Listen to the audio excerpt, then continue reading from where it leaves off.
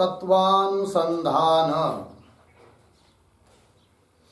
तत्वानुसंधान ग्रंथ में पान नंबर 164 पेजवर खालून 7वी ओळ. शंका.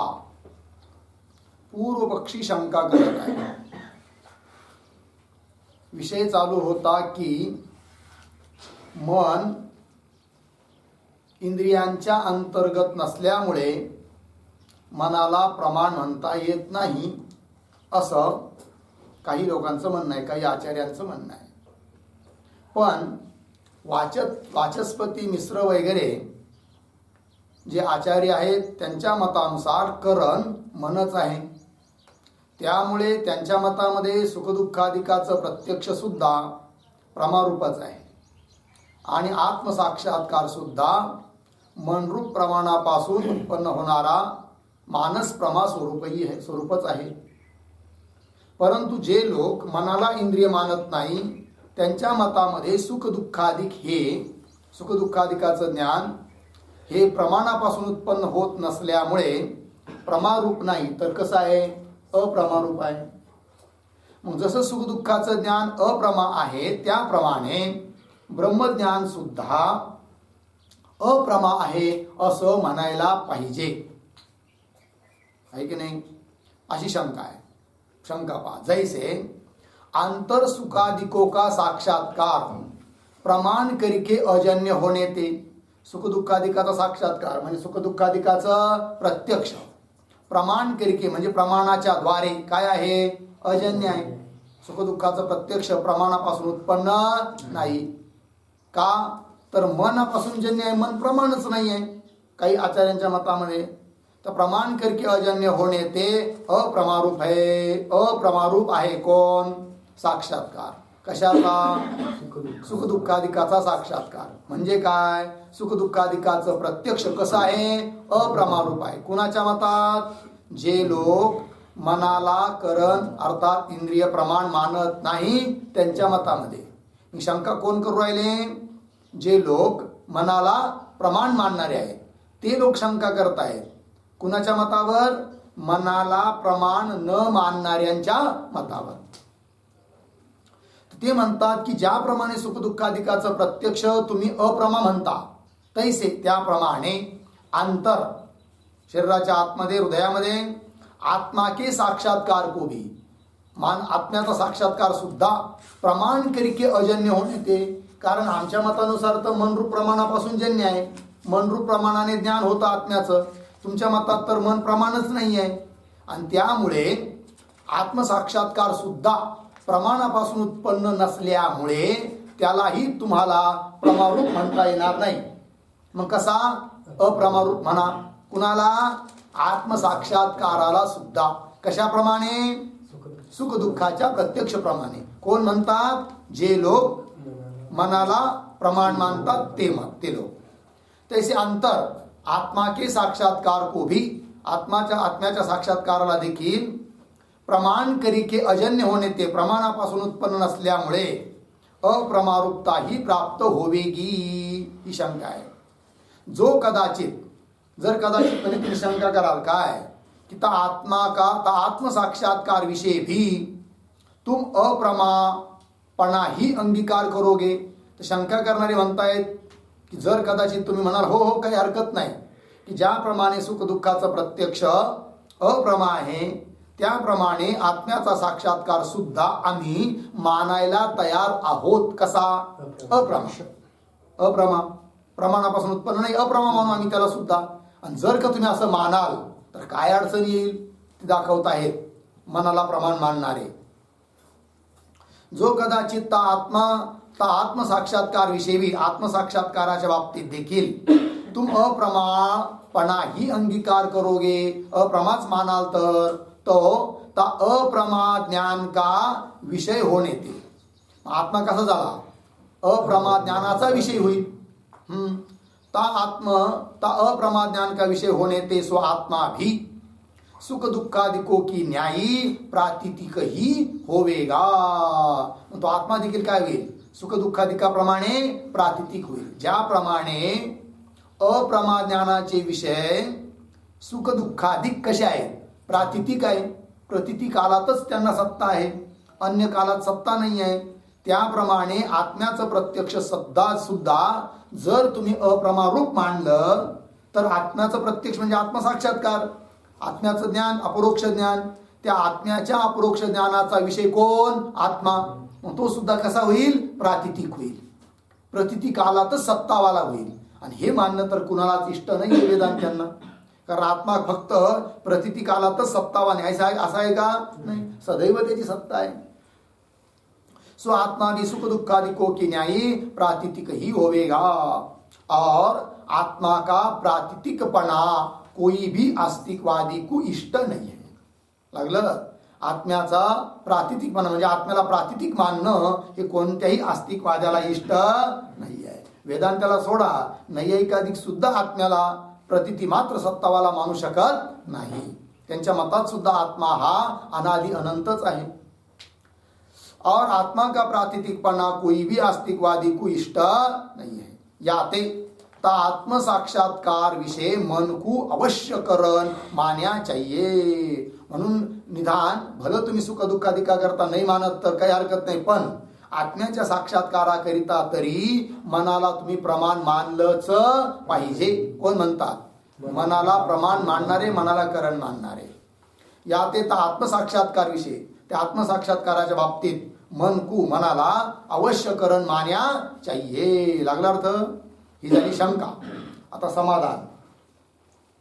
सुख दुःखादिकों के साक्षात्कार की न्यायी आत्म साक्षात्कार विषय जो अप्रमापणा कहते हो, सो क्या विशिष्ट आत्मा के साक्षात्कार को अप्रमापणा कहते हो अथवा शुद्ध आत्मा के साक्षात्कार को अप्रमापणा कहते हो?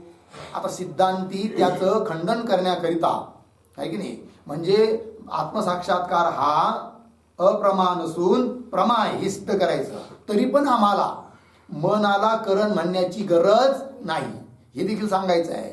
पण ते सांगण्याच्या अगोदर सिद्धांती त्या शंका करणाऱ्याला विचारतात की हे बाबा रे, तू आत्म्याच्या साक्षात्काराला म्हणजे आत्म्याच्या प्रत्यक्षाला अप्रमा म्हणतोस, पण कोणत्या आत्म्याच्या प्रत्यक्षाला तू अप्रमा म्हणतो? हा प्रश्न. म्हणजे कोणता आत्मा? म्हणजे विशिष्ट आत्म्याचं प्रत्यक्ष अप्रमा आहे असं तुला म्हणायचं का? उपाधी रहित, विशेषण रहित जो शुद्ध आत्मा आहे त्याच्या प्रत्यक्षाला तू अप्रमा म्हणतो? नेमकं कोणत्या आत्म्याच्या प्रत्यक्षाला तू अप्रमा म्हणतो हे आम्हाला सांग, असं सिद्धांती त्याला विकल्प करतात. पुन्हा पहा समाधान. सुख दुःखादिकों के साक्षात्कार की न्यायी, सुख दुःखादिकाचा प्रत्यक्ष ज्याप्रमाणे अप्रमा आहे त्याप्रमाणे आत्मसाक्षात्कार विषय, आत्मसाक्षात्काराच्या बाबतीत जो जर अप्रमापणा कहते हो, तुम्ही अप्रमा आहे असं म्हणत असाल तर सो क्या, तो अप्रमापणा विशिष्ट आत्मा के साक्षात्कार को अप्रमापणा कहते हो, विशिष्ट आत्म्याच्या साक्षात्काराला तुम्ही अप्रमा म्हणता, अथवा शुद्ध आत्मा के साक्षात्कार को किंवा शुद्ध आत्म्याच्या साक्षात्काराला तुम्ही अप्रमा म्हणता. नेमकं कोणत्या साक्षात्कार, कोणत्या आत्म्याच्या साक्षात्काराला तुम्ही अप्रमा म्हणता असा प्रश्न. अथवा शुद्ध आत्मा के साक्षात्कार को अप्रमा कहते हो. लागलं? तहा प्रथम पक्ष जो अंगीकार करो तो हमारे को भी इष्ट है. पहिला पक्ष म्हणजे कोणता? विशिष्ट आत्मा. विशिष्ट आत्मा म्हणजे कोणता? अंतःकरण विशिष्ट आत्मा अर्थात जीवात्मा, त्याचं जे प्रत्यक्ष आहे ते अप्रमा आहे असं जर तुम्ही म्हणत असाल तर आम्हाला काही आपत्ती नाही आहे, इष्ट आहे, मान्यच आहे, हरकत नाही आहे. तो आप प्रथम पक्ष जो अंगीकार करो सो तो हमारे को भी इष्ट है. अर्थात विशिष्ट आत्मा के साक्षात्कार को हम अभी अप्रमा रूप ही माने हैं. विशिष्ट आत्म्याचा जो साक्षात्कार तो सुद्धा आमच्या दृष्टीने कसा आहे? अप्रमा रूप आहे. त्याला अप्रमा म्हणण्यामध्ये काही हानी होत नाही. और जो द्वितीय पक्ष अंगीकार करो, द्वितीय पक्ष म्हणजे कोणता? शुद्ध आत्म्याचा साक्षात्कार तो सुद्धा अप्रमा आहे असं जर पूर्व पक्ष अंगीकार करीत असेल तर ते त्याचं म्हणणं बरोबर नाही, ते आम्हाला मान्य नाही आहे, सिद्धांती खंडन करतात. और जो द्वितीय पक्ष अंगीकार करो सो संभवता नहीं. काहे ते? का बरं?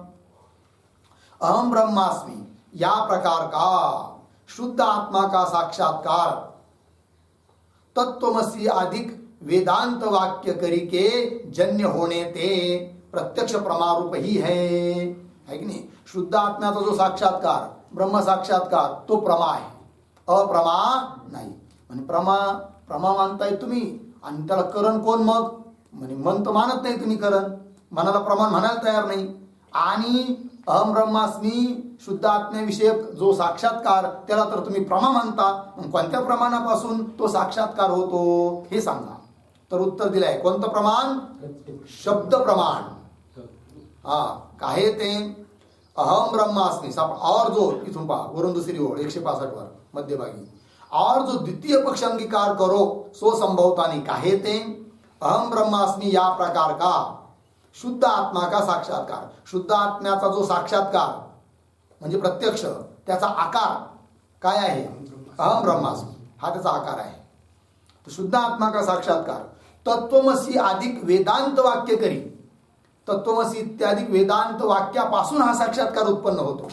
अर्थात अहम ब्रह्मास्मी इत्याकारक जे शुद्ध आत्म्याचं प्रत्यक्ष, शुद्ध आत्म्याचा साक्षात्कार, शुद्ध आत्म्याचा अपरोक्ष त्याच्या करिता करण कोण? तत्वमसी अधिक वेदांत वाक्य. ठीक आहे ना, हे करण आहे, अर्थात प्रमाण आहे. आणि प्रमाणापासून हा साक्षात्कार उत्पन्न होतो म्हणून त्याला आम्ही प्रमा म्हणतो, अप्रमा नाही. हा मनरूप प्रमाणापासून जन्य नाही आहे, पण शब्दरूप प्रमाणापासून जन्य आहे आणि म्हणून प्रमा आहे, अप्रमा नाही. कोण? शुद्ध आत्म्याचा साक्षात्कार. या प्रकार का शुद्ध आत्मा का साक्षात्कार तत्वमसी अधिक वेदांत वाक्य करिके जन्य होणे ते. तत्वमसी अधिक वेदांत वाक्यापासून जन्य आहे तो साक्षात्कार, होणे ते असल्यामुळे प्रत्यक्ष प्रमा रूपही है. प्रत्यक्ष प्रमा स्वरूप आहे कोण? अहम ब्रह्मास्मी इत्याकारक साक्षात्कार प्रत्यक्ष प्रमा आहे की नाही. म्हणजे प्रत्यक्ष प्रमा कसं काय? शब्द प्रमाणापासून जी प्रमा उत्पन्न होते ती तर परोक्ष, अनुमान प्रमाणापासून उत्पन्न होणारी प्रमा, शब्द प्रमाणापासून उत्पन्न होणारी प्रमा, या सर्व प्रमा कशा आहेत? परोक्ष असतात. इथं कसं काय तुम्ही प्रत्यक्ष म्हणता? तर त्याचं उत्तर येणार आहे पुढं. उत्तर काय थोडक्यात की शब्द प्रमाणापासून दोन प्रकारची प्रमा उत्पन्न होते, एक परोक्ष आणि कधी कधी अपरोक्ष. ही जी प्रमा आहे आत्म्याचा साक्षात्कार शब्द प्रमाणापासून उत्पन्न आहे, तरी पण ती परोक्ष नसून अपरोक्ष आहे, अर्थात प्रत्यक्ष आहे. जन्य होणे ते प्रत्यक्ष प्रमारूप ही है. या ते म्हणून ता शुद्ध आत्मा के साक्षात्कार विषय, त्या शुद्ध आत्म्याच्या साक्षात्काराच्या बाबतीत अप्रमापणा संभवता नाही. अप्रमापणा नाहीये, प्रमारूपच आहे. लागलं एवढं? आता ती शंका त्याची निवृत्त झाली. तो काय म्हणाला होता? जर तुम्ही आत्म्याचा साक्षात्कार सुखदुःखाधिकाच्या साक्षात्काराप्रमाणे अप्रमारूप म्हणाल, तर ज्याप्रमाणे सुखदुःखाधिक प्रातिथिक आहे त्याप्रमाणे आत्म्याच्या साक्षात्काराचा विषय जो आत्मा तो देखील होईल काय? प्रातिथिक होईल. पण प्रातिथिक होण्याचा प्रश्नच येत नाही, कारण आम्ही आत्म्याच्या साक्षात्काराला अप्रमा म्हणतच नाही. मग कसा आहे? प्रमा. मग प्रमा आहे तर म्हणे शब्द कोणत्या प्रमाणापासून? शब्द मनाला तर तुम्ही मानत नाही. तर उत्तर दिलं काय? शब्द प्रमाण. शब्द प्रमाणापासून उत्पन्न होते प्रमा. कोणती? आत्म्याचा साक्षात्कार. अहम ब्रह्मास्मी इत्याकारक आत्म्याचा साक्षात्कार स्वरूप प्रमा शब्द प्रमाणापासून उत्पन्न होते. कोणते शब्द? तत्वमसी इत्यादी महावाक्य रूप शब्द याच्यापासून उत्पन्न होते आत्म्याचा साक्षात्कार रूप प्रमा, की जिचा आकार आहे कोणता? अहम ब्रह्मास्मी. पण प्रमारूप ज्ञान आहे ते, आणि म्हणून त्याचा विषय जो आत्मा तो प्रातिथिक होईल असं म्हणण्याची आता आपत्ती येत नाही. यात येता शुद्ध आत्मा के साक्षात्कार विषय अप्रमापणा संभवता नाही. लागलं? आता पुढे शंका. पुन्हा पूर्वपक्षी शंका करतोय. वाक्य को नियमते परोक्ष ज्ञान काही जनकपणा होवे है. लागलं ना? वाक्य को, वाक्य जे असतं त्याला नियमाने परोक्ष ज्ञान काही जनकपणा होवे. पूर्वपक्षी म्हणून राहिला की जे जे वाक्य असतं ते कसं असतं? जे जे वाक्य असतं त्याच्यापासून उत्पन्न होणारं ज्ञान हे कसं असतं? हमेशा परोक्ष ज्ञानच असतं. कोण म्हणतो? पूर्वपक्षी. वाक्य को नियमते परोक्ष ज्ञान की जनकपणा होवे. अपरोक्ष ज्ञान का जनकपणा होता नाही. कुणाच्या ठिकाणी? वाक्याच्या ठिकाणी. अर्थात वाक्य हे अपरोक्ष ज्ञानाला उत्पन्न करत नसतं, अपितू परोक्ष ज्ञानालाच उत्पन्न करत असतं. कोण म्हणतो? पूर्व पक्षी. आणि जर असं आहे तर तत्वमसी अधिक वेदांत वाक्यापासून आत्म्याचा साक्षात्कार रूप अपरोक्ष ज्ञान कसं काय उत्पन्न होईल? नाही व्हायला पाहिजे. अपितू काय व्हायला पाहिजे? परोक्ष ज्ञानच उत्पन्न व्हायला पाहिजे. कोण म्हणतो? पूर्व पक्षी. या ते वेदांत वाक्यापासून आत्मा का अपरोक्ष ज्ञान संभवता नाही. कोण म्हणतोय? पूर्व पक्षी. कळलं? हा. आता त्याचं उत्तर द्यायचं समाधान. कही म्हणजे कोठे कोठे? कहा आहे ना, त्याला कही करा. कभी कोठे कोठे. कही शब्द ते भी अपरोक्षही ज्ञान होवे. सिद्धांती सांगतात की वेदांत मतानुसार शब्दाने सुद्धा कुठं काय होतं? अपरोक्ष ज्ञान होतं. आणि होतं म्हणजे वेदांत मतानुसारच नाही, तुम्हाला सुद्धा मानावंच लागेल. उदाहरण दिलं जाईल. कही शब्द ते भी अपरोक्षही ज्ञान होवे. जैसे ज्याप्रमाणे दशमः त्वम असि, दावा तू आहेस. इस वाक्य ते ता दशम पुरुष को अपना अपरोक्ष ज्ञान ही होवे है की नाही. आता 10वा पुरुष आहे. मग आता त्याला जेव्हा त्या तटस्थ व्यक्तीने सांगितलं काय की दशमः त्वम असि, तू दावा आहेस, त्याच्यानंतरच त्याला ज्ञान झालं काय की मी दावा आहे. मी दावा हे ज्याला त्याला जे ज्ञान झालं ते अपरोक्ष ज्ञान का परोक्ष ज्ञान? अपरोक्ष ज्ञान. कशाने झालं? शब्दाने झालं, म्हणजे वाक्याने झालं. वाक्याने सुद्धा अपरोक्ष ज्ञान उत्पन्न होतं. म्हणजे हे ज्ञान अपरोक्ष आहे बरोबर, पण शब्दाने उत्पन्न झालं असं कशावरून मानायचं? तर त्याला उत्तर काय? जर हे ज्ञान मी दावा आहे हे ज्ञान शब्द प्रमाणापासून मानलं नाही तर त्या पुरुषाने दशमत्वमसी हे वाक्य उच्चारण करण्याच्या अगोदर देखील तिथं तो दावा होताच.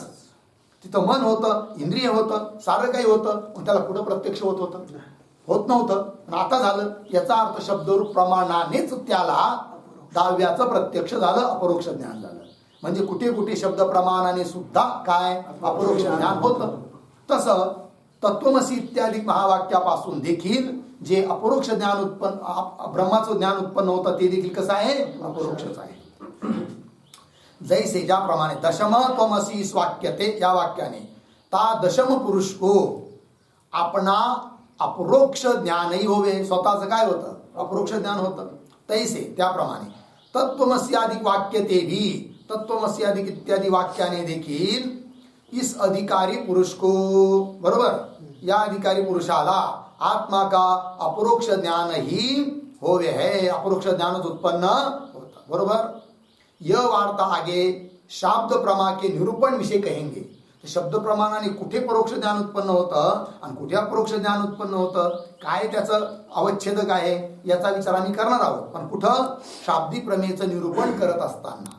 पण इथे एवढंच ध्यानात घ्यायचं काय की अहम ब्रह्मास्मी इत्याकारक शुद्ध आत्म्याला विषय करणारा जो साक्षात्कार आहे तो अप्रमारूप नसून प्रमारूप आहे. शब्द प्रमाणाने तो साक्षात्कार उत्पन्न होतो. लागलं? यह वार्ता आगे शब्द प्रमा के निरूपण विषय कहेंगे. इति प्रत्यक्ष प्रमा निरूपणम. अशा रीतीने आतापर्यंतच्या चिंतनानुसार प्रत्यक्ष प्रमेयचं निरूपण झालं. बरोबर आहे. आता याच्यानंतर दुसरी जी प्रमा आहे तिचं निरूपण करायला ग्रंथकार आरंभ करतात. दुसरी प्रमा म्हणजे कोणती बरं? आता अनुमिती प्रमा. कारण विषय कुठून चालू झाला आहे? सर्वात अगोदर थोडं अनुसंधान करा. सिंहावलोकन. वृत्तीचे दोन भेद. कोण? प्रमावृत्ती, अप्रमावृत्ती. त्यात पहिली आहे प्रमावृत्ती. तिचे दोन प्रकार. कोण? ईश्वराश्रया प्रमा, जीवाश्रया प्रमा. त्या जीवाश्रया प्रमेचे दोन भेद. कोण? पारमार्थिकी, व्यावहारिकी. त्यात व्यावहारिकी जी प्रमा आहे तिचे 6 भेद. प्रत्यक्ष, अनुमिती, उपमिती, शाब्द, अर्थापत्ती आणि अभाव. त्या 6 पैकी पहिली जी प्रत्यक्ष प्रमा आहे तिचं विवेचन आतापर्यंत झालं. तिचे सुद्धा भेद होते. प्रत्यक्ष प्रमेयचे 2 भेद. बाह्य प्रत्यक्ष प्रमा, आंतर प्रत्यक्ष प्रमा. त्यात बाह्य प्रत्यक्ष प्रमेयचे 5 भेद. शब्द प्रत्यक्ष, स्पर्श प्रत्यक्ष, रूप प्रत्यक्ष, रस प्रत्यक्ष, गंध प्रत्यक्ष. आणि दुसरी जी आंतर प्रत्यक्ष तिचे दोन भेद केले होते. कोण कोण? आत्मगोचरा, सुखादी गोचरा. त्यात आत्मगोचरेची पुन्हा दोन प्रकार, विशिष्ट आत्मविषया, शुद्ध आत्मविषया. या सर्व प्रत्यक्ष प्रमेयचं एकंदरीत निरूपण झालं. आता जीवाश्रया जी प्रमा आहे की जिचे भेद दोन केले होते, एक पारमार्थिकी, एक व्यावहारिकी. ते व्यावहारिकीमध्ये 6 प्रकार. व्यावहारिकी जीवाश्रया प्रमा, तिचे 6 भेद, प्रत्यक्ष, अनुमिती इत्यादी. त्यापैकी प्रत्यक्ष प्रमेयचं विवेचन झालं. आता दुसरी कोणती आहे? अनुमिती. तिचं विवेचन करायला सुरुवात करतात ग्रंथकार. अब मिला पंक्ती. अब दुसरी अनुमिती प्रमा का निरूपण करे है. दुसरी जी अनुमिती प्रमा आहे तिचं निरूपण आता करतात. तहा लिंग ज्ञान जन्य ज्ञानम अनुमिती. हे अनुमितीचं लक्षण. लिंग ज्ञानापासून उत्पन्न होणारं जे ज्ञान त्याचं नाव आहे काय? अनुमिती. लिंग म्हणजे हेतू. व्यवहारात धुमाचं ज्ञान झालं तर त्यापासून जे ज्ञान उत्पन्न होतं, वन्नीचं ज्ञान, ती काय झाली? अनुमिती. लिंग ज्ञान जन्य ज्ञानम अनुमिती. अर्थ यह, लिंग के ज्ञान करिके जन्य जो ज्ञान है, लिंग अर्थात हेतू, त्याच्या ज्ञानापासून उत्पन्न होणारं जे ज्ञान त्याला म्हणायचं काय? अनुमिती. लिंग के ज्ञान करिके जन्य जो ज्ञान है सो अनुमिती कहा जावे. लागलं. जैसे अयम पर्वत वन्यमान धूमवत्वात् यो यो धूमवान सहस वन्यमान यथा मानस. मिळालं. हे अनुमान आहे. याच्यात एक पक्ष आहे, एक साध्य, हेतू, उदाहरण. पक्ष कोण बरं? अयम पर्वत हा पक्ष आहे. साध्य कोण? वन्यमान अर्थात वन्य साध्य आहे. यदि थाके वान मान ताई छोडी साध्य जानी, नाही थाके वान मान त्व जोडी साध्य जानी, असं म्हटलेलं आहे. म्हणजे वान किंवा मान असं जर उल्लेख असेल तर त्याला सोडून राहिलेलं साध्य समजावं. जसं इथं म्हटलंय वन्यमान, तर मान सोडून द्या, राहिलेलं काय? वन्य, तो काय आहे? साध्य आहे. नाही थाके वान मान, ज्या ठिकाणी वान किंवा मान असं जोडलेलं नाही आहे त्या ठिकाणी तो जोडायचं आणि मग ते तयार होतं कोण? साध्य. ठीक आहे. तिथं साध्य कोण आहे? वन्य. हेतू कोण आहे? धूमवत्वात्, पंचम्यंत पद आहे. धूमवत्व अर्थात धूम हा काय झाला? हेतू. आणि यो यो धूमवान सस वन्यमान ही झाली व्याप्ती. आणि यथा मानस हा झाला दृष्टांत. मानस म्हणजे स्वयंपाकघर. अर्थ यह पर्वत वन्यवाला है, धूमवाला होने ते. जो जो धूमवाला होवे है सो सो वन्यवाला ही होवे है. बरोबर. हे अनुमान. हा पर्वत वन्यवाला आहे धूमवाला असल्यामुळे, कारण जो जो धूमवाला असतो तो तो वन्यवाला असतो. असा. जैसे महानस, अन्न पकावणे के स्थान का नाम महानस आहे. महानस म्हणजे काय? जिथं अन्न शिजवल्या जातं त्याला म्हणतात महानस, अर्थात स्वयंपाकघर. ठीक आहे जी, रसोईघर, किचन आपण ज्याला म्हणतो. ठीक आहे. अन्न पकावणे के स्थान का नाम महानस है. इति तहा इस प्रसिद्ध अनुमान विषय पर्वत तो पक्ष है. या प्रसिद्ध अनुमानामध्ये पक्ष कोण आहे? पर्वत. और वन्य साध्य है. और धूम लिंग अर्थात हेतु है. और महानस दृष्टांत है. बरोबर. तहा यह पर्वत धूम वाला है. इस प्रकार के लिंग ज्ञान थे. बरोबर. हा पर्वत धूम वाला आहे. इस प्रकार का लिंग ज्ञान. लिंग ज्ञान म्हणजे धूमाचं ज्ञान, हेतूचं ज्ञान. इस प्रकार के लिंग ज्ञान थे. इस पुरुष को यह पर्वत वन्य वाला है या प्रकार का अनुमिती ज्ञान होवे. अशा पुरुषाला काय होतं ज्ञान? पर्वत वन्य वाला आहे हे अनुमिती ज्ञान. हे अनुमिती ज्ञान कोणत्या ज्ञानापासून उत्पन्न झालं? हेतूच्या ज्ञानाने, लिंगाच्या ज्ञानाने, धूमाच्या ज्ञानाने. कळलं. लिंग ज्ञानापासून उत्पन्न होणारं जे ज्ञान त्याचं नाव काय आहे? अनुमिती ज्ञान. इस पुरुष को यह पर्वत वन्य वाला है या प्रकार का अनुमिती ज्ञान होवे. या ते सो उक्त अनुमिती का लक्षण संभव आहे. म्हणून वर केलेलं जे अनुमितीचं लक्षण आहे ते संभवतं. काय लक्षण केलंय अनुमितीचं? लिंग ज्ञान जन्य ज्ञानम अनुमिती. अब सिद्धांत विषय ता अनुमिती के लक्षण को घटावे है. ठीक आहे ना. आता उदाहरणामध्ये घटवलं लक्षणाला, परंतु वेदांताचा जो सिद्धांत आहे त्याकरिता देखील अनुमान प्रमाणाचा काय उपयोग होतो, कोणती अनुमिती उत्पन्न होते कोणत्या हेतूच्या ज्ञानाने, याकरिता घटवतात सिद्धांतामध्ये. अब सिद्धांत विषय म्हणजे सिद्धांतामध्ये त्या अनुमिती के लक्षण को घटावे आहे. तो अनुमान देऊ राहिले. जीव ब्रह्मा भिन्न सच्चिदानंद लक्षणत्वात ब्रह्मवत हे अनुमान आहे. या अनुमानामध्ये देखील एक पक्ष आहे, एक साध्य आहे. हेतू उदाहरण. पक्ष कोण? जीव पक्ष आहे. साध्य ब्रह्माभिन्नत्व. ब्रह्माभिन्नत्व, ब्रह्माबरोबर अभिन्नत्व हे साध्य आहे. आणि हेतू काय? सच्चिदानंद लक्षणत्व हा हेतू आहे. दृष्टांत ब्रह्मवत. बरोबर. मग यत्र यत्र हेतू तत्र तत्र साध्य. तर ज्या ज्या सच्चिदानंद रूपता असते तो ब्रह्माशी अभिन्न असतो. जसं ब्रह्माशी अभिन्न आहे की नाही. ब्रह्माच्या ठिकाणी सच्चित आनंद रूपता आहे आणि म्हणून ब्रह्माशी अभिन्न आहे कोण? ब्रह्म. त्याप्रमाणे सच्चित आनंद लक्षण म्हणजे सच्चित आनंद स्वरूप कोण आहे? जीव देखील आहे. म्हणून जीव सुद्धा कसा होईल? ब्रह्माशी अभिन्न. ठीक आहे. तर जीव ब्रह्माभिन्न सच्चिदानंद लक्षणत्वात ब्रह्मवत. अर्थ यह जीवात्मा ब्रह्म से अभिन्न है की नाही. तर यह जीवात्मा हा झाला पक्ष, ब्रह्म से अभिन्न आहे हे झालं साध्य. सच्चिदानंद रूप होणे ते सच्चिदानंद रूप असल्यामुळे हा झाला हेतू.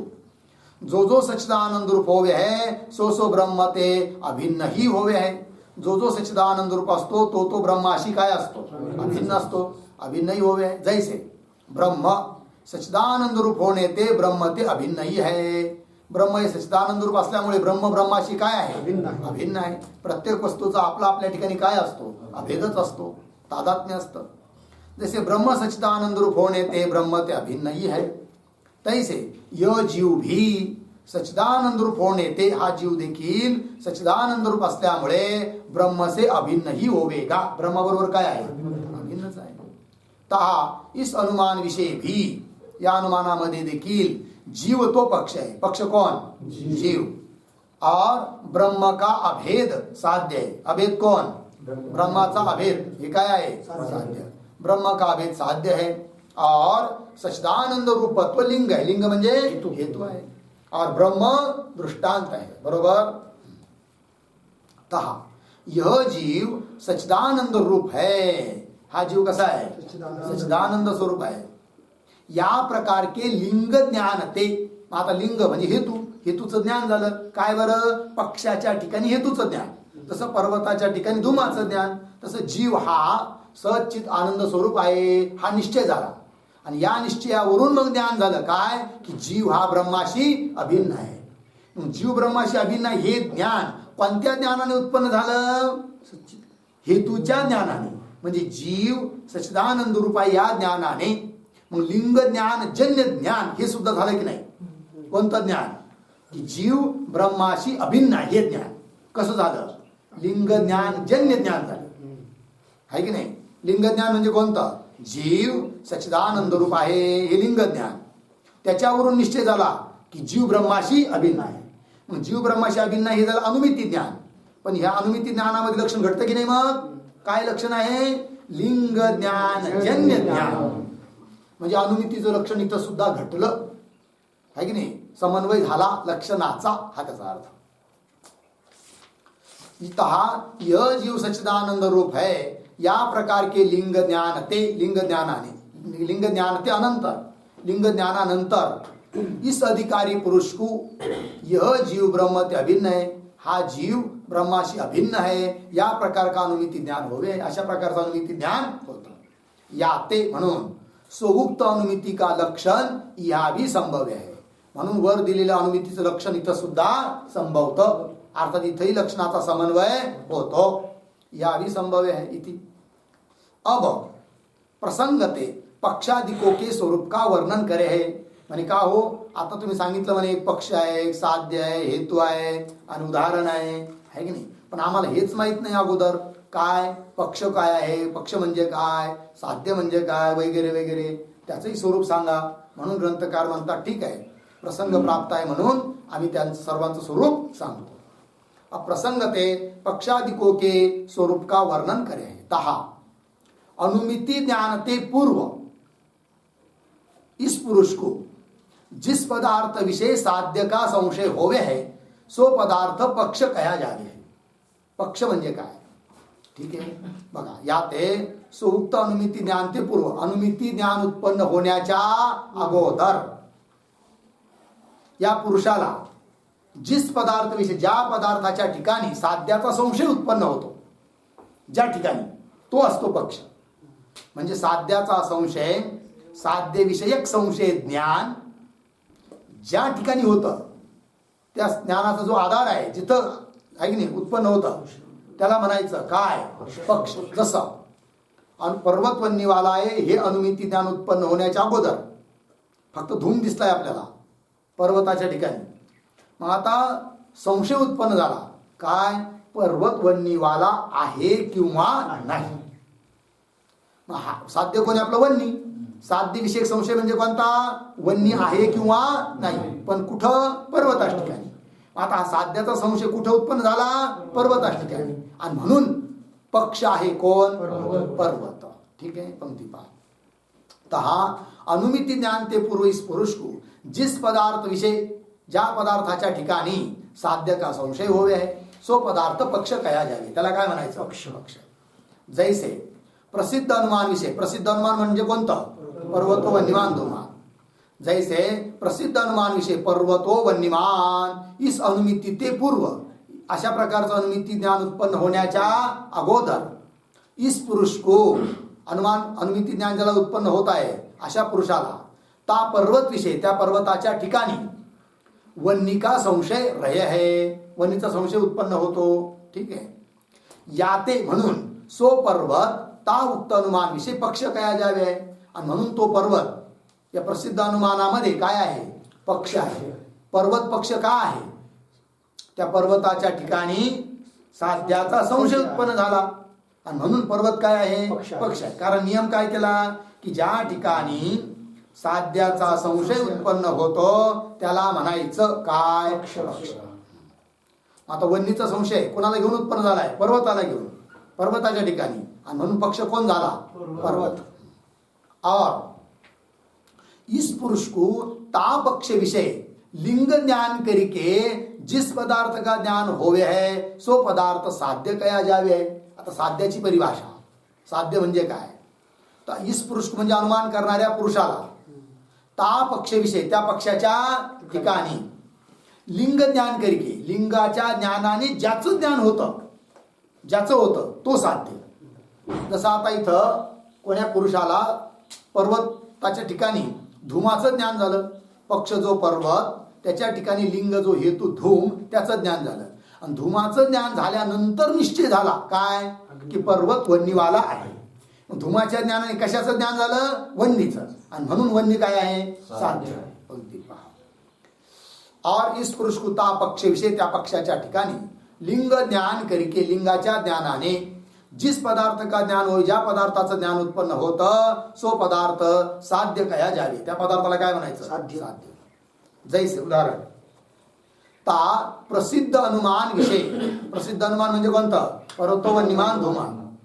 जैसे ता प्रसिद्ध अनुमान विषय इस पुरुष को पर्वतरूप पक्ष विषय, पर्वतरूप पक्षाच्या ठिकाणी, बरोबर, धूमरूप लिंग के ज्ञान ते, वन्नी का ज्ञान होवे, धूमरूप लिंगाच्या ज्ञानाने ज्ञान होतं, कशाचं, वन्नीचं, वन्नी का ज्ञान होवे. याते सो वन्नी ता अनुमान विषय, म्हणून ते वन्नीचं ज्ञान त्या अनुमानाविषयी, अनुमान विषय म्हणजे अनुमानामध्ये साध्य कया जावे, साध्य म्हटल्या पक्ष कळाला, साध्य कळालं. आता और इस पुरुष को साध्य लिंग दोनों का जिस पदार्थ विषय निश्चय होवे है सो पदार्थ दृष्टांत कया जावे. आता दृष्टांत कशाला म्हणतात, अनुमानाचा दृष्टांत म्हणजे कसा असतो हे सांगतायत. आता की इस पुरुष म्हणजे अनुमान करणाऱ्या पुरुषाला, बरं का, साध्य और लिंग, साध्य म्हणजे साध्य आणि लिंग म्हणजे हेतू, या दोघांचं काय सहचार्य, या साहचर्याचा निश्चय, साध्य हेतूच्या साहचर्याचं म्हणजे साथ साथ राहण्याचा निश्चय जिथं होतो की दोघं साथ साथच राहतात असा निश्चय ज्याला घेऊन होतो ते काय आहे दृष्टांत. इस पृष्ठ साध्य लिंग दोनों का जिस पदार्थ विषय निश्चय होय, ज्या पदार्थास ठिकाणी या दोघांचा निश्चय होवे आहे होतो सो पदार्थ दृष्टांत कया जावे, त्याला काय म्हणायचं दृष्टांत. लागलं एवढं. जैसे उदाहरण ता प्रसिद्ध अनुमान विषय, त्या प्रसिद्ध अनुमानामध्ये इस पुरुष को महानस विषय, महानस म्हणजे स्वयंपाकघर, त्याच्या ठिकाणी वन्यरूप साध्य का तथा धूमरूप लिंग का निश्चय ही है नाही. जिथं जिथं धूम असतो तिथं तिथं वन्य असतो असा निश्चय झाला कुठं महानस ठिकाणी, म्हणून महानस काय झाला दृष्टांत. वन्यरूप साध्य का तथा धूमरूप लिंग का निश्चय यही है. याते सो महानस ता उक्त अनुमान विषय दृष्टांत कया जावे, म्हणून वर दिलेल्या अनुमानामध्ये ते महानस काय आहे दृष्टांत. लागलं एवढं. आता पुन्हा शंका घेतोय पूर्व पक्षी. जिस लिंग के ज्ञान करके स्वानुमिति जन्य होवे है ता लिंग का क्या स्वरूप है, ऐसी शंका के प्राप्त हुए. अब ता लिंग का लक्षण क्या है. ठीक आहे जी, सरळ शंका आहे.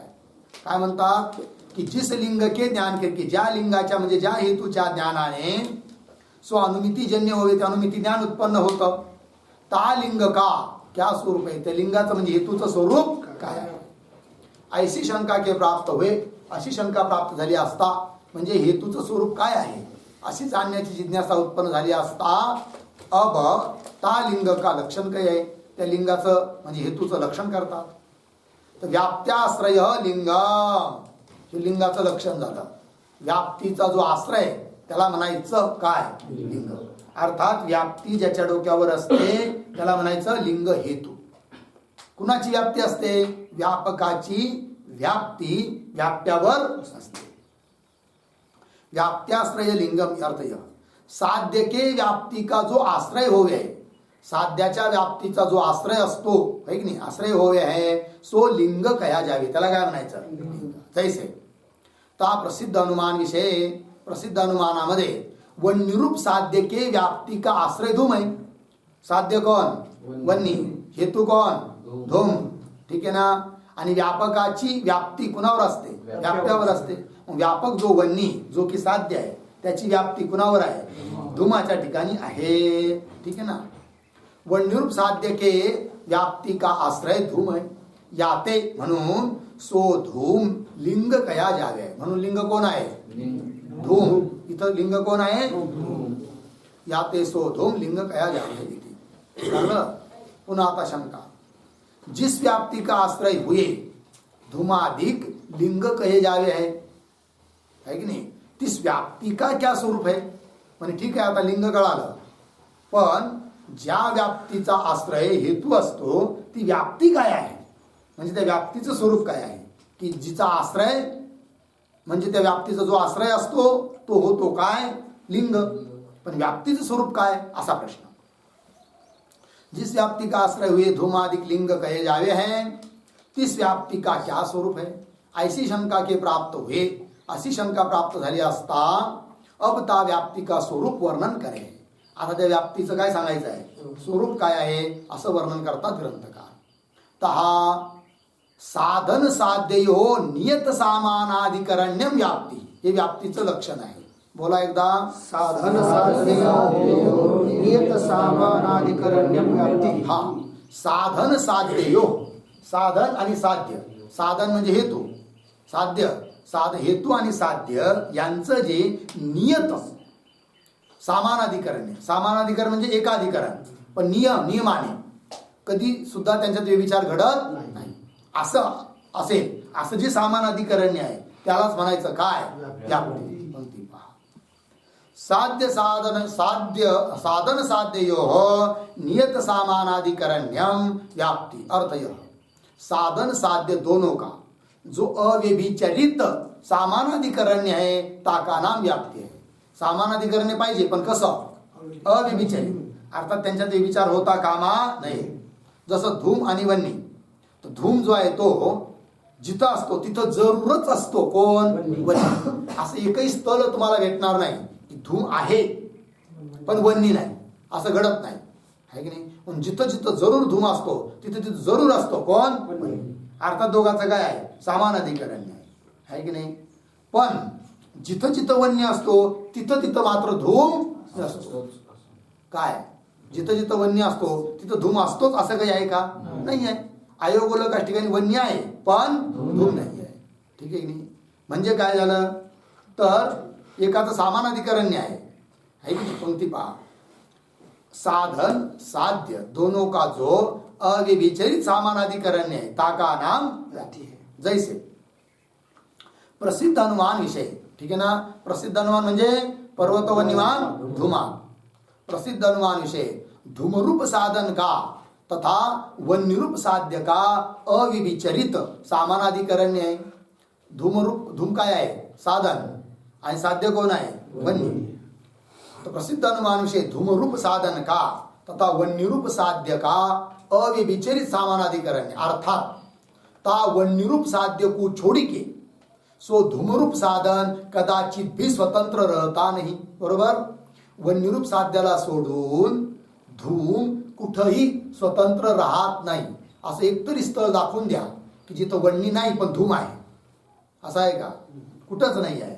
आहे की नाही? जिथं जिथं धूम तिथं तिथं जरूर आहेच आहे. कोण? अर्थात ता वन्यरूप साध्य को छोड़ी के सो धूमरूप साधन कदाचित भी स्वतंत्र रहता नहीं.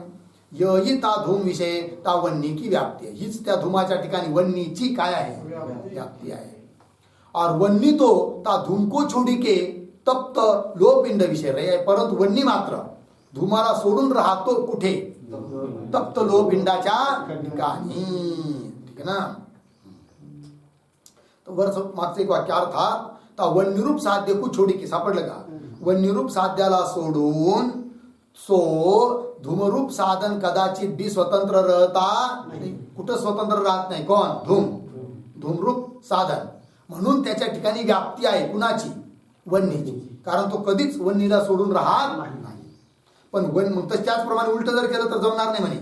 वन्नी धुमा वन्नीच्या ठिकाणी सुद्धा धुमाची व्याप्ती आहे असं म्हणता येणार नाही. कारण इकडं जसं धूम हा वन्नीला सोडून राहतच नाही तसं तिकडं वन्नी जर धुमाला सोडून राहायला नसता तर त्या धुमाची सुद्धा व्याप्ती आम्ही मानली असती. कुठं? वन्नीच्या ठिकाणी. पण काय? वन्नी हा धुमाला सोडून देखील राहतो म्हणून धुमाची व्याप्ती वन्नीच्या ठिकाणी म्हणता येत नाही. पंक्ती पहा. अर्थात वन्नी रूप साध्य को छोड़ के सो धूमरूप साधन कदाचित भी स्वतंत्र रहता नहीं. यही हीच ता धूम विषय त्या धुमाच्या ठिकाणी ता वन्नी की व्याप्ती आहे. धुमाच्या ठिकाणी व्याप्ती आहे कुणाची? वन्नीची. और वन्नी तो ता धूम को छोड़ी के तप्त लोहपिंड विषय रहे आहे. पण वन्नी मात्र धुमाला सोडून राहतो कुठं? तप्त लोहपिंडाच्या ठिकाणी. याते म्हणून ता वन्नी विषय ता धूम की सोक्त व्याप्ती है नाही.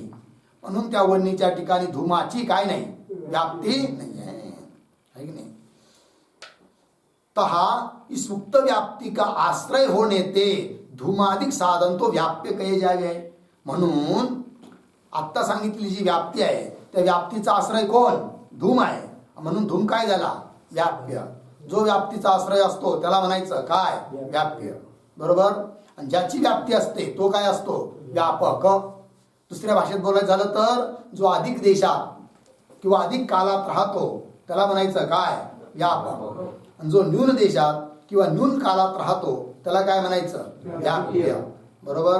आता धूम आणि वन्नी या दोघांमध्ये न्यून देशात राहणार आहे कोण? धूम. आणि अधिक देशात राहणार आहे कोण? वन्नी. अधिक देशात राहणार आहे वन्नी म्हणून व्यापक. आणि धूम हा न्यून देशात राहणार आहे म्हणून व्याप्य. म्हणजे कसं काय धूम न्यून देशात राहतो? तर बघा धूम कुठं कुठं राहतो? पर्वताच्या ठिकाणी धूम आहे. चत्वर तिथेही धूम आहे. चत्वर म्हणजे चौक. तिथे धूम. म्हणजे तिथे कसं काय धूम आला?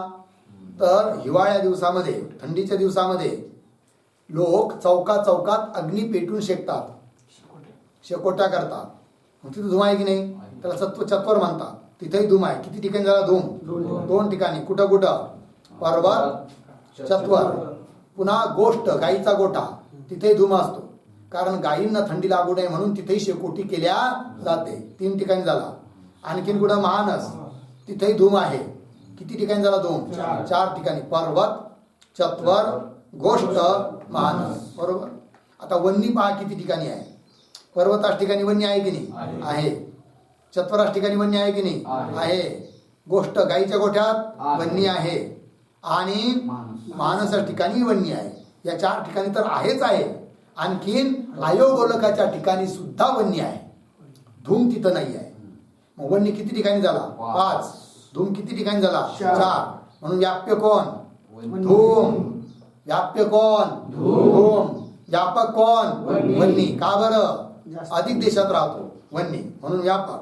आणि धूम व्याप्य का बरं? कमी देशात राहतो म्हणून व्याप्य. कोण? धूम. कळलं की नाही? हा. मग कुणाची व्याप्ती कुणाच ठिकाणी राहते? वन्नीची व्याप्ती. जो ज्याला सोडून राहत नाही त्याच्यावर व्याप्ती असते. जो धूम ज्याला सोडून, वन्नीला सोडून राहत नाही म्हणून वन्नीची व्याप्ती आहे कुणावर? धूमावर. ठीक आहे ना? आता उलट केलं जमणार नाही. जो वन्नी ज्याला सोडून राहत नाही, धुमाला सोडून राहत नाही असा आहे का? नाही आहे. म्हणून धुमाची व्याप्ती वन्नीवर नाही आहे. आपली धूम वन्नीची व्याप्ती आहे कुणावर? धुमावर. ठीक आहे. चला. इस उक्त व्याप्ति का आश्रय होने ते धूमादिक साधन तो व्याप्य कहे जावे. और व्याप्ति के निरूपक होने ते, व्याप्तीचं जो निरूपण करणार आहे, प्रतिपादन करणार आहे, अर्थात ज्याची व्याप्ती आहे त्याला काय म्हणायचं? व्यापक. अर्थात व्याप्ति के निरूपक होने ते वन्य अधिक साध्य व्यापक कहे जावे. लागलं? झालं ना? पुढे पहा. लिंग अर्धविराम, साधन अर्धविराम, हेतु यह तीनों शब्द एक ही अर्थ के वाचक होवे है.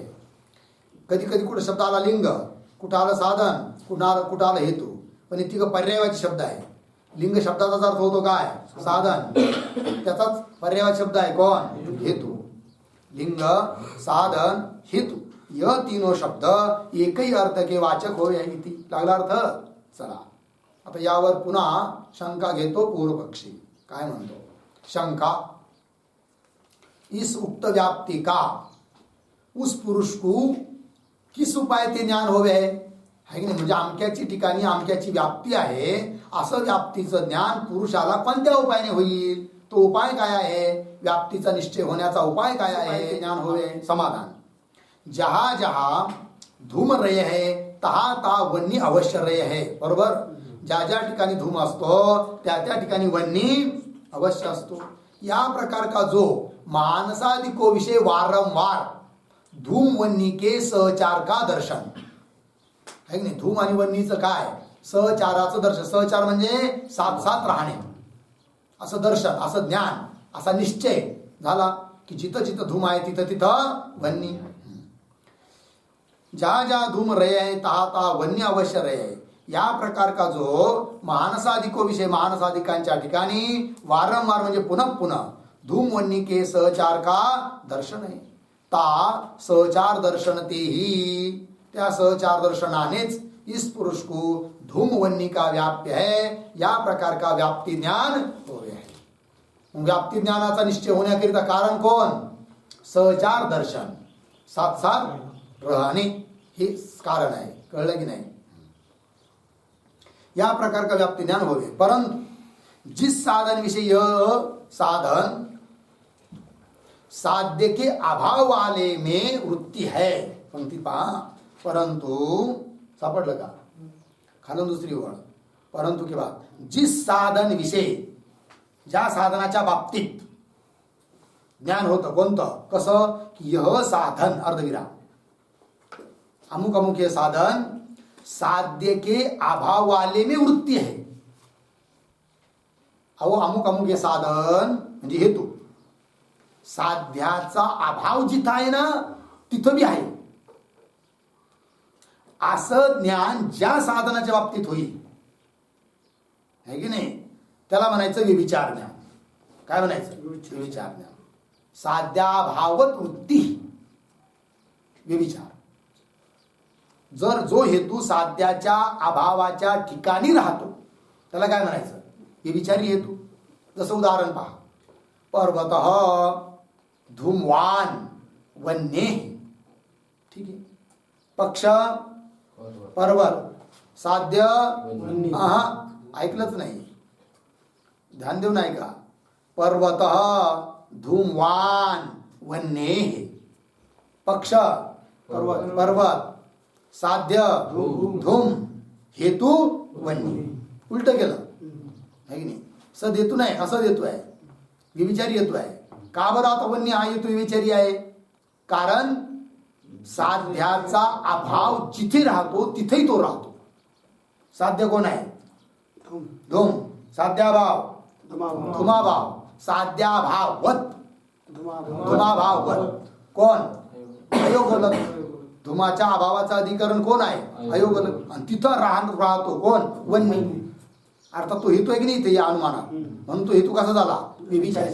कोणता हेतू विविचारी असतो? जो साध्याच्या अभावाच्या ठिकाणी राहतो. म्हणजे साध्याचा अभाव जिथं राहतो तिथंही तो राहतो, त्याला म्हणायचं काय? विविचारी हेतू. परंतु जिस साधन विषय म्हणजे ज्या साधनाच्या बाबतीत यह साधन साध्य के अभाव वाले में वृत्ती है, या प्रकार का विविचार ज्ञान होवे है. तीस साधन विषय त्या साधनाच्या बाबतीत ता सहचार दर्शन की हुई भी. कदाचित एखाद्या ठिकाणी तुम्हाला पर्वत चत्वर इत्यादिकाच्या ठिकाणी आहे की नाही काय झालंय? सामानाधिकरणाचं ज्ञान झालं, सहचार दर्शन झालंय. हा वन्य आहे तिथं धूम बी आहे की नाही.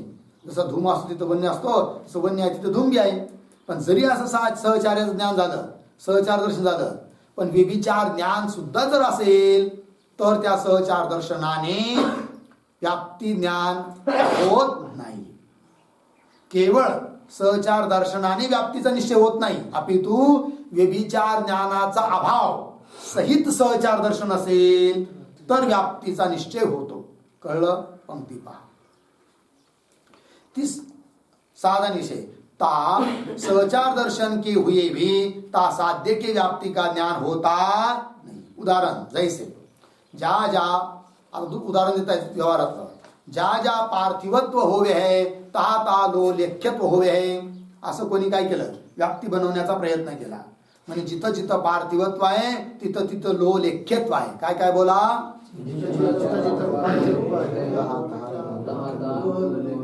यत्र यत्र पार्थिवत्वं तत्र तत्र लोहलेख्यत्वं. बोला.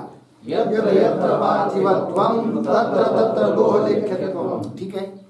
आता इथं व्याप्य कोण होईल? व्यापक कोण होईल? जर व्याप्तीचा व्यभिचार नाही झाला, म्हणजे कुठं नियमाचा खंडन नाही झाला या नियमाचा, तर व्याप्य कोण होईल? पार्थिवत्व. यत्र यत्र शब्दाने जो येतो त्याला व्याप्य केलं जातं, आणि तत्र तत्र पदाने जो येतो त्याला व्यापक. यत्र यत्र पार्थिवत्व तत्र तत्र लोहलेख्यत्व. बरोबर. व्याप्य कोण होईल? पार्थिवत्व. आणि व्यापक कोण होईल? लोहलेख्यत्व. पण केव्हा? नियमाचं खंडन झालं नाही. पण म्हणे पार्थिवत्व काय आहे, लोहलेख्यत्व काय आहे? पार्थिवत्व म्हणजे काय? पृथ्वी कार्यत्व आहे की नाही. जो जी वस्तू पृथ्वीचं कार्य आहे तिला काय म्हणायचं? इस ठिकाणी काय? पार्थिवत्व आहे. आणि लोहलेख्यत्व म्हणजे काय? लोखंडाने काही निशाणी वगैरे करणं, कापणं वगैरे, त्याला म्हणायचं काय? लोहलेख्यत्व. मग जिथं जिथं पार्थिवत्व आहे तिथं तिथं लोहलेख्यत्व आहे का? आहे. हे काही लाकूड कापलं तर लाकडाच्या ठिकाणी पार्थिवत्व आहे, तर लोहलेख्यत्व बी आहे. लोखंडाने कापलंच ना ते, लोहलेख्यत्व आहे की नाही. दगड घडवला म्हणजे हा त्या दगडाच्या ठिकाणी पार्थिवत्व आहे, लोहलेख्यत्व बी आहे की नाही. दोन चार ठिकाणी सहचार दर्शन झालं, पण तरी पण पार्थिवत्व हे लोहलेख्यत्वाचं व्याप्य होऊ शकत नाही. कारण पार्थिवत्व आहे की नाही. लोहलेख्यत्व बघा, व्याप्य कोणाला बनवायचं, व्यापक कोणाला बनवायचं आहे? पार्थिवत्व व्याप्य आणि व्यापक लोहलेख्यत्व. ठीक आहे की नाही. आता पहा पंक्ती शब्द. या प्रकार के सहचार दर्शन ते हुई भी. कसं दर्शन? सहचार दर्शन. यत्र यत्र पार्थिवत्व तत्र तत्र लोहलेख्यत्व. या प्रकार के सहचार दर्शन के हुए भी हिरकादिको विषय. हिरा घेतला, हिरा है नहीं. हिरकादिको विषय ता लोहलेख्यत्व के अभाव हुए भी. त्या ठिकाणी काय नाही आहे? लोहलेख्यत्व नाही आहे की नाही. सो पार्थिवत्व देखने में आवे है. म्हणजे लोहलेख्यत्व नाही पण पार्थिवत्व आहे. म्हणजे पार्थिवत्वाचा जो अभाव त्याच्या ठिकाणी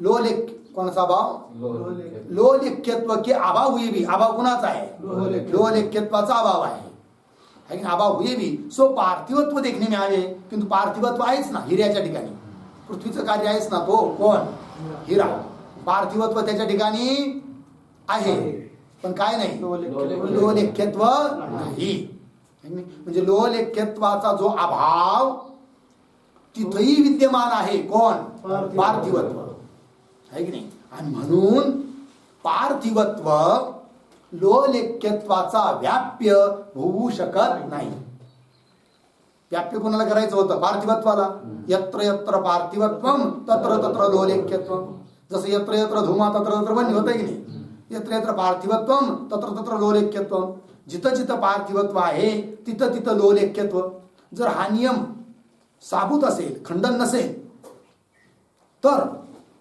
लोलेख्यत्वाचा व्याप्य होईल कोण पार्थिवत्व आहे की नाही पण हे पार्थिवत्व अशाही ठिकाणी जाऊन राहतं की जिथं लोलेख्यत्व नाहीये म्हणजे यत्र यत्र पार्थिवत्व तत्र तत्र लोलेख्यत्व हा नियम राहिलाच नाही उदाहरण हिरा त्याच ठिकाणी पार्थिवत्व तर आहे पण लोलेख्यत्व नाहीये आहे की नाही म्हणजे यत्र यत्र पार्थिवत्व तत्र तत्र लोलेख्यत्व आहे का नाही व्यभिचार घडला एका ठिकाणी आणि म्हणून लोलेख्यत्वाचं व्याप्य पार्थिवत्व होऊ शकत नाही पंक्ति पहा या प्रकार के सहचार दर्शन के हुए भी हीरकादिको विषय ता लोलेख्यत्व के अभाव हुए भी सो पार्थिवत्व देखने में आवे हैं याते म्हणून ता सहचार दर्शन ते ता पार्थिवत्व विषय ता लोलेख्यत्व के व्याप्ती का ज्ञान होता है की नाही जरी एक दोन ठिकाणी सहचार दर्शन झालं तरी पण त्या पार्थिवत्वाच्या ठिकाणी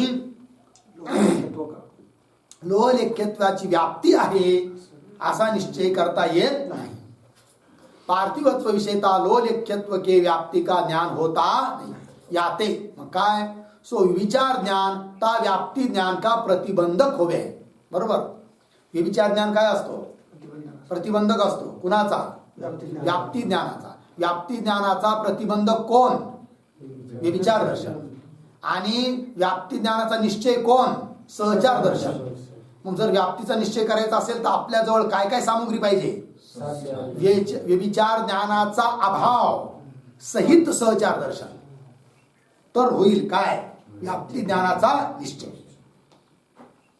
याते सो व्यभिचार ज्ञान ता व्याप्ती ज्ञान का प्रतिबंधक होवे लागलं ता प्रतिबंधक के अभाव सहित प्रतिबंधकाचा काय पाहिजे अभाव कोण प्रतिबंधक आहे व्यभिचार दर्शन म्हणजे व्यभिचार दर्शनाचा अभाव पाहिजे बरोबर ता प्रतिबंधक के अभाव सहित सो सहचार ज्ञान हे ता व्याप्ती ज्ञान का कारण होय व्याप्ती ज्ञानाचा निश्चयक कोण व्याप्ती ज्ञानाचं कारण कोण त्याचं उत्तर दिलं काय उत्तर व्यभिचार ज्ञानाचा अभाव सहित सहचार दर्शन व्याप्ती ज्ञानाचा निश्चयक असतं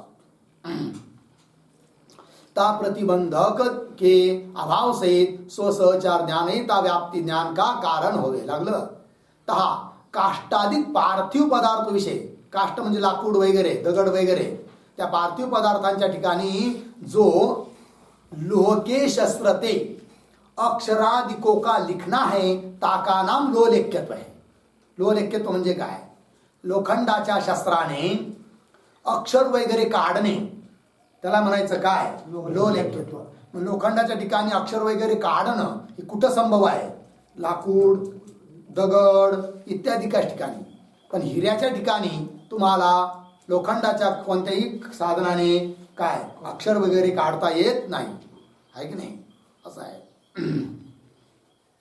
ता काष्टाधिक पदार्थों विषय जो लोह के शस्त्र ते अक्षराधिकों का लिखना है ताका नाम लोलेख्यत्व इति लागलं इतने कहणे करिके एवढ्या चिंतनातून काय सिद्ध झालं ता अनुमान इतने कहणे करिके ता अनुमान की यह रीती सिद्ध होवे आता अनुमानाची काय रीती सिद्ध झाली बरं सांगतात तर सर्वात अगोदर क्रम कसा आहे अनुमानाचा अनुमिती उत्पन्न होण्याचा तो सांगतात सर्वात पहिलं सहचार दर्शन त्याच्यानुसार म्हणजे विचार ज्ञानाच्या अभावासहित सहचार दर्शन त्याच्यामुळे व्याप्तीचा निश्चय त्याच्यानंतर पक्षाच्या ठिकाणी साध्याचा संशय नंतर पक्षाच्या ठिकाणी हेतूचं ज्ञान आणि नंतर अनुमिती ज्ञान.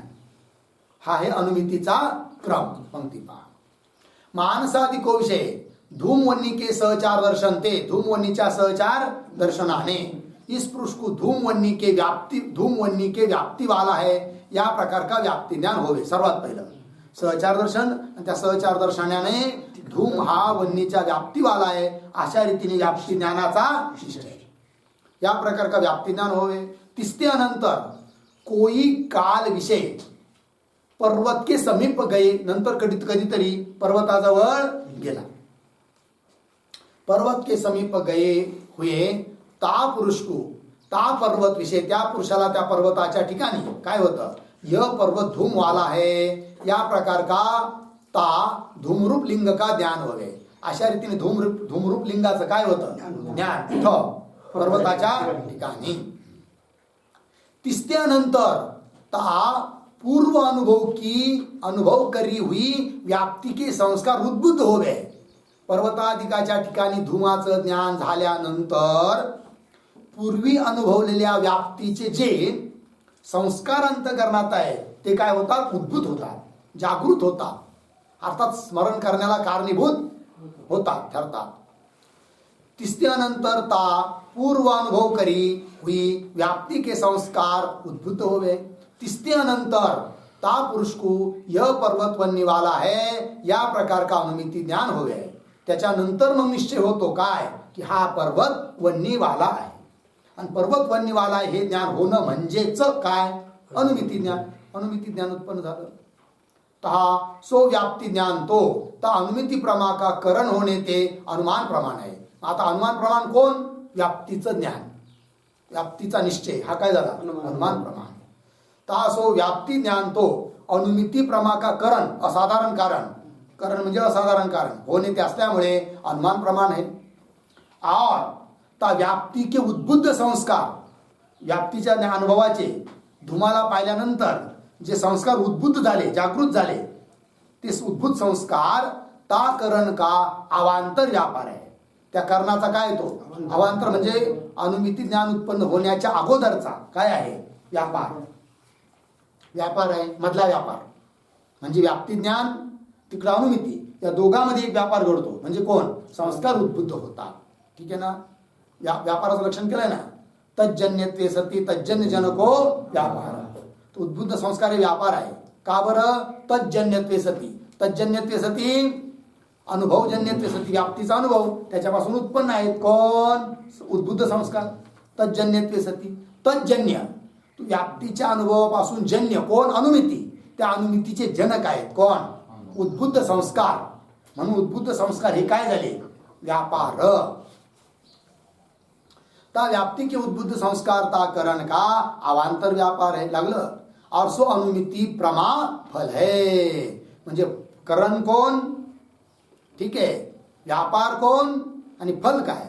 तर अनुमिती प्रमेयचं करण कोण अनुमान प्रमाण. म्हणजे कोणतं अनुमान प्रमाण म्हणजे कोण घ्यायचं इथं व्याप्तीचा निश्चय व्याप्तीचं ज्ञान हे झालं अनुमान प्रमाण.